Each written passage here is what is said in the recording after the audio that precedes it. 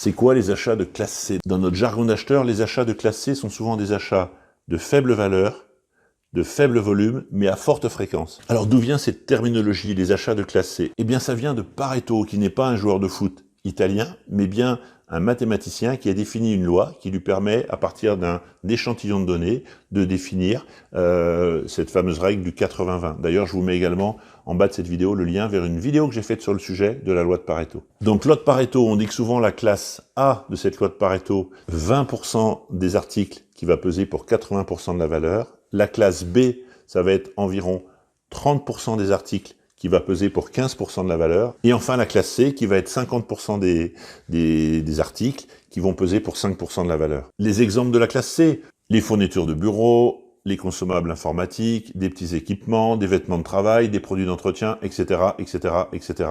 Et on va pas se cacher, puisqu'on est entre nous, c'est pas la catégorie de dépenses préférée des acheteurs. Pourquoi? Parce que souvent, il y a peu d'enjeux financiers, parce que souvent, il y a plein de données dont on connaît pas toujours la nature, parce qu'on n'a pas le temps de s'en occuper. Et puis souvent, il y a une bonne dose de complexité administrative, et donc du coup, un coût de gestion qui est assez élevé. Bref, on s'en occupe pas bien et c'est dommage, c'est franchement dommage. Parce qu'il y a plusieurs pistes pour bien s'en occuper, qui peuvent aller des logiques de catalogue, de plateforme, d'externalisation, avec des enjeux financiers qui sont bien supérieurs à ce qu'on pourrait imaginer, et qui sont assez simples à aller chercher. Bref, je pense que c'est le bon moment pour en savoir plus sur cette typologie d'achat. Alors, comme on a assez peu de données, je me suis dit que c'était aussi un bon sujet pour lancer un nouveau benchmark achat.